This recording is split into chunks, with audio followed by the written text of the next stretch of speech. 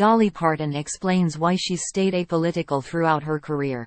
"I see both sides of everything." Dolly Parton has famously stayed far away from talking politics throughout her decades-long career, and notably turned down the Presidential Medal of Freedom from both former President Trump and President Biden.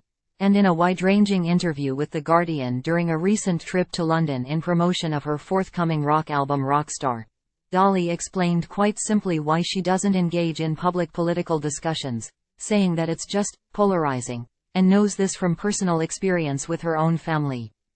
Time equals 400 ms greater than, because you're going to lose half your audience. Even within my own family, especially the last few years since Trump and Biden, all that, it's like we can't even go to a family dinner anymore. Especially if people are drinking, they get in a damn fight at the table. Translation: nothing good is ultimately going to come out of it, especially when such a massively popular and widely recognized figure like her. Dolly doesn't want to add to the polarizing nature of the modern world we live in, adding that she doesn't feel that it's her place as a Christian to judge others and insert her own opinions when it comes to political beliefs. She just wants to bring people together by spreading love and light, and she's pretty damn good at it, might I add. Don't get so trapped where if you're a Republican, you got to be this way, if you're Democrat, you got to be that way.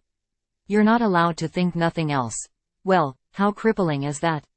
I've got as many Democrats as I do Republicans as fans, and I'm not going to insult any of them because I care about all of them. I ain't that good a Christian. To think that I am so good that I can judge people. That's God's job, not mine. So as far as politics, I hate politics. Hate politics.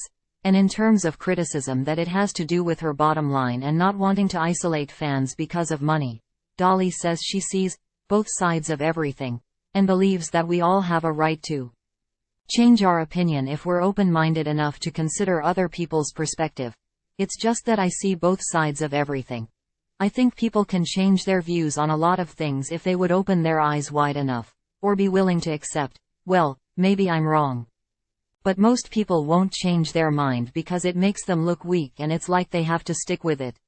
And that's just stupid to me. And while she's universally beloved by so many people in America and throughout the world, Dolly views that as a huge responsibility, saying that she just tries to be a decent person and help others when she can. I don't know. This is amazing to me how people look to me. That's a big responsibility.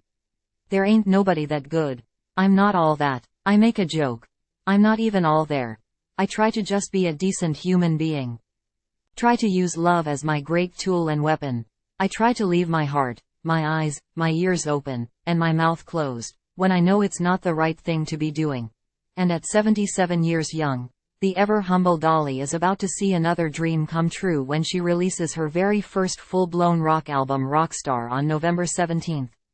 Time equals 400 ms greater than the record, inspired in large part by her husband Carl Dean and his love of the genre. Features an absolutely all-star cast full of rock icons and legends on a good majority of the songs.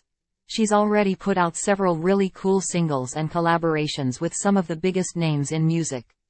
From Magic Man, Carl version, featuring Ann Wilson, Bygones featuring Rob Halford with special guests Nikki Sixx and John Chapter 5. And a mashup Queen's multi-platinum mega hits, We Are the Champions, and We Will Rock You. She even got the Beatles back together. Enough said. Not to mention, Dolly is due to have several of the songs featured on upcoming Monday Night Football broadcasts, including a couple weeks ago when her duet with Chris Stapleton of Bob Seger's Night Moves debuted.